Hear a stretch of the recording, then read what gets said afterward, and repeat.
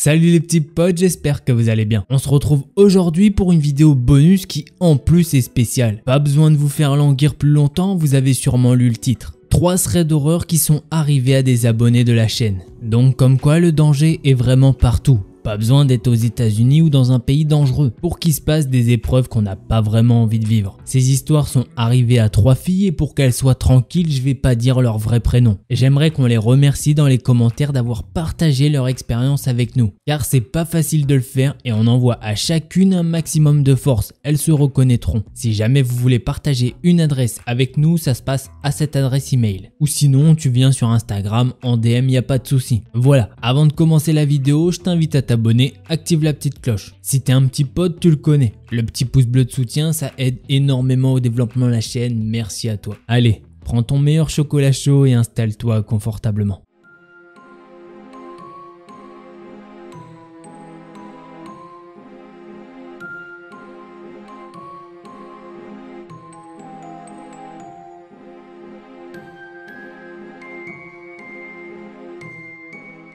L'histoire que je vais vous raconter se passe lors d'une soirée en octobre. L'abonnée qui nous partage cette histoire s'appelle Laura et elle a 16 ans à cette époque. Lors de cette soirée, Laura reçoit un appel d'une amie à elle vers 21 h pour lui proposer d'aller une soirée avec des amis à elle. Laura, elle cherche pas à en savoir plus et elle lui dit qu'elle sera là. Quelques heures après, Laura est partie rejoindre son amie chez elle car elle sait pas où se trouve la fête. Laura et son amie attendent que ses amis viennent les chercher. Quelques temps après, 3 mecs âgés entre 18 et 20 ans viennent les chercher en voiture. Laura commence à discuter un peu avec eux et au fil de la discussion, elle apprend de la bouche des garçons que d'autres filles sont déjà sur place. Sur le moment, elle trouve ça un peu louche qu'ils lui disent ça, mais elle y réfléchit pas trop et les garçons les emmènent à 45 minutes, 1 heure de route en voiture de là où ils étaient à la base. Arrivés sur place, les 2 amis se rendent compte qu'il n'y a pas d'autres filles à la soirée et qu'elles sont seules avec ces 3 mecs. Sa copine, ça a pas l'air de la déranger plus que ça, donc Laura décide de ne pas gâcher la fête et elle décide de ne rien dire. Pendant 1 heure, la soirée se passe relativement bien. Elles sont posées et écoutent de la musique. Elles discutent et elles fument avec les garçons. Puis au bout d'un moment, un des mecs demande à sa copine d'aller discuter quelques minutes dans sa chambre et elle va le suivre. Au bout de 15 minutes, Laura décide d'aller voir si tout va bien. Elle va voir sa copine qui court dans sa direction dès qu'elle la voit, car ce mec veut la forcer à coucher avec lui. Laura lui dit « Si t'en as pas envie, te force surtout pas. Si tu veux, on peut partir. » Après cette phrase, l'homme appelle ses potes qui viennent directement dans la chambre et disent aux filles qu'elles ne sortiront pas d'ici si elles n'ont pas eu de rapport avec eux. Laura et son ami refusent directement malgré la situation. Les hommes vont essayer de convaincre les 2 filles pendant une bonne heure qu'elles doivent coucher avec eux. Pour l'instant et par chance, les hommes n'ont eu que des mains baladeuses qu'elles vont retirer immédiatement. À un moment, les mecs vont quitter la pièce pour aller discuter dans le couloir. Les 2 filles peuvent entendre dire « Qu'est-ce qu'on fait alors? On peut pas les laisser partir. » Elles vont sûrement aller voir la police. « Maintenant, c'est trop tard. » Elles vont entendre que des phrases dans ce genre-là.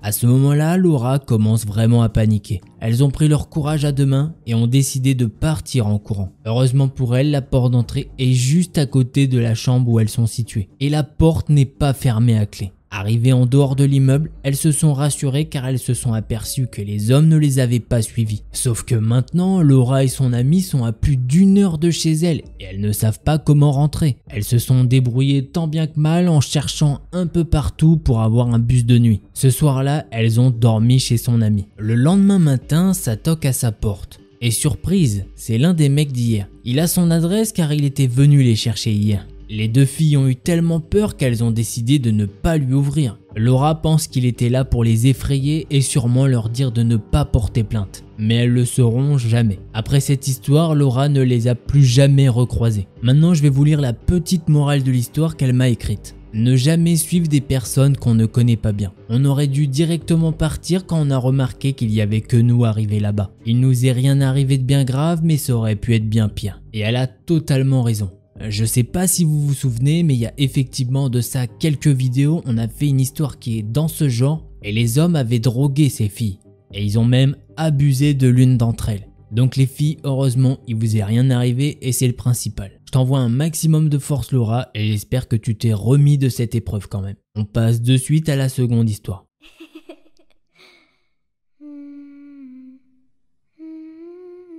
Pour cette deuxième histoire, j'ai envie de vous la lire à la première personne. Hello Delcor, j'espère que tu vas bien et que ton chien va bien aussi. Il est vraiment adorable. Merci à toi. Là, actuellement, il dort par terre, devant le canapé, au lieu de monter sur le canapé. Je t'ai contacté sur Instagram très récemment, donc voilà mon histoire. Et j'ai aujourd'hui 17 ans.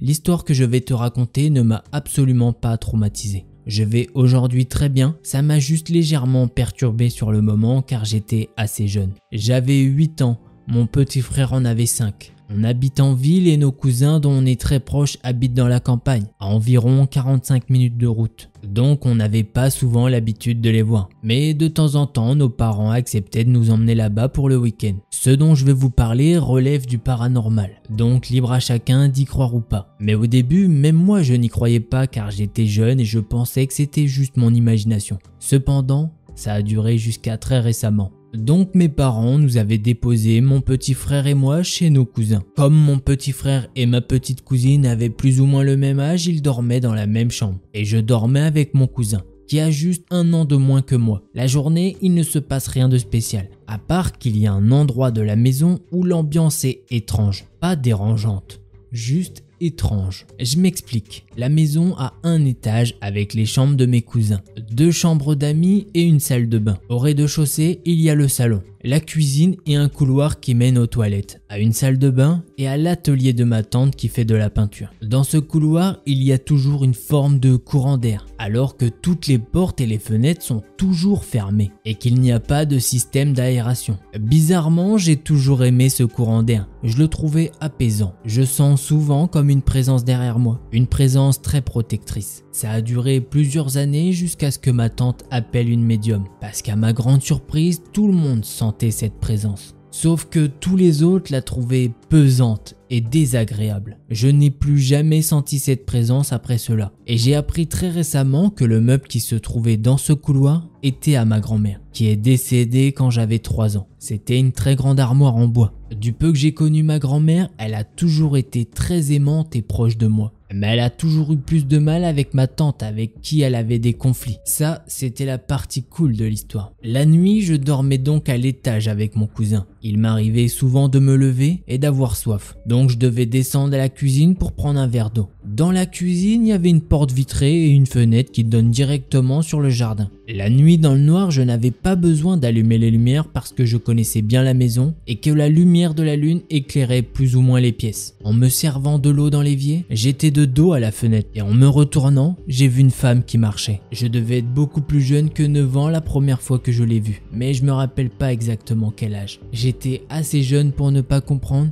et j'ai fait coucou à la dame, mais je ne la voyais plus. J'ai continué à la voir pendant plusieurs années et j'avais l'impression qu'elle se rapprochait de plus en plus de la porte. Le jour où je l'ai vue juste derrière la porte, j'en ai parlé à mon cousin qui n'a même pas eu l'air surpris. J'ai voulu faire des recherches sur la maison étant donné qu'elle est pas récente et qu'elle a été habitée avant. Mais j'ai jamais pu le faire car je partais vraiment de zéro. À partir de ce moment-là, j'ai arrêté de la voir. Et j'en ai reparlé quelques fois avec mon cousin, mais ça s'est arrêté là. Merci d'avoir pris le temps de lire mon témoignage, j'espère que tu as apprécié. Pour ma part, j'ai apprécié et j'espère que c'est le cas de tout le monde. De mon côté, je suis allé lui dire en message privé une hypothèse que j'avais. Je vais pas vous la dire histoire de pas vous influencer. J'aimerais vraiment entendre les vôtres dans les commentaires, même si je pense qu'on va effectivement penser à la même chose. Mis à part ça, heureusement que la présence que tu sentais et cette dame était gentille, on va dire, et que ce n'était pas une entité maléfique qui est venue te faire du mal. Comme tu nous le dis, ça t'a pas traumatisé tant que ça, donc tant mieux. Je te remercie pour ton témoignage et on passe à la 3e histoire.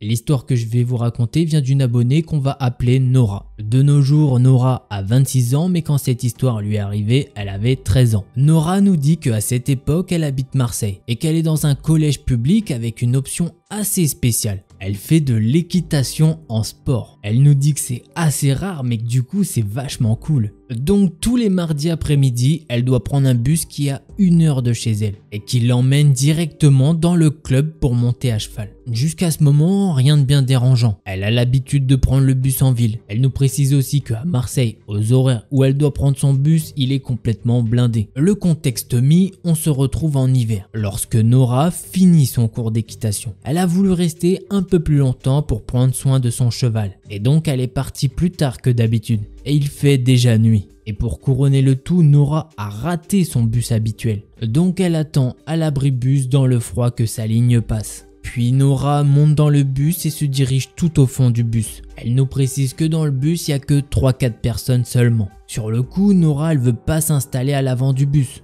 Et comme elle était au centre équestre, elle sent un peu le crottin et en vrai elle est fatiguée de ouf. Donc Nora y réfléchit pas trop et elle va se mettre à l'arrière du bus pour se reposer. Elle s'installe donc au fond, elle met ses écouteurs et regarde les rues défiler pendant son long trajet. Un arrêt, puis 2 et 3. Nora ne fait plus attention à qui monte et qui descend du bus. Elle regarde toujours par la fenêtre et écoute sa musique. Quand d'un coup, elle sent quelque chose de vraiment mauvais qui la fait directement sortir de ses pensées. Elle regarde du coin de l'œil et elle voit un vieil homme. Il est très mal habillé et il vient s'asseoir à côté d'elle. Sur le coup, Nora trouve cela très bizarre, car elle remarque que tous les autres passagers sont descendus. Nora, elle se pose directement la question suivante. Pourquoi il vient s'asseoir à côté de moi alors que tout le bus est vide? Nora, elle décide de couper la musique dans ses écouteurs de manière à pouvoir entendre ce qui se passe autour d'elle sans alerter la personne qui vient de s'asseoir à côté d'elle. 5 minutes passent puis Nora sent quelque chose entre ses côtes. C'est quelque chose d'assez dur. Puis d'un coup, l'homme lui retire un écouteur et lui chuchote. Si tu cries,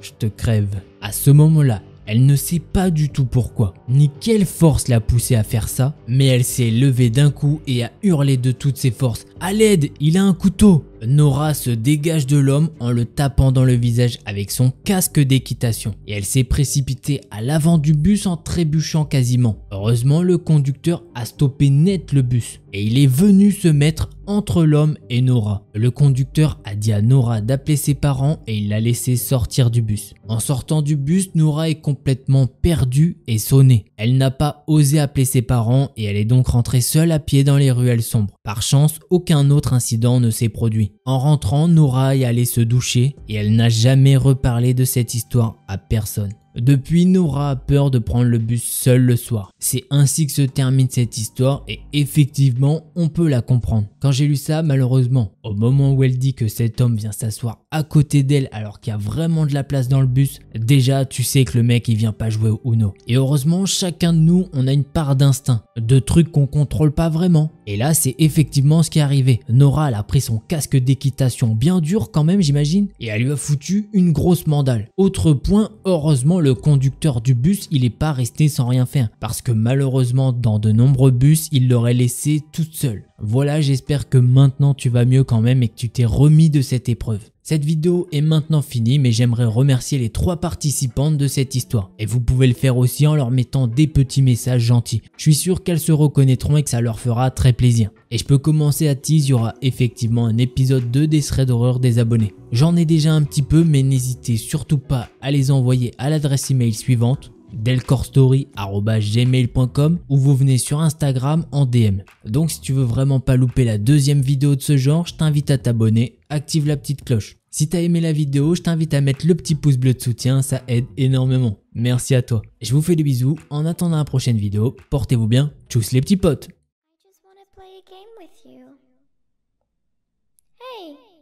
Don't you run away. Please stay. Stay with me. If you don't come play with me, then we will kill you.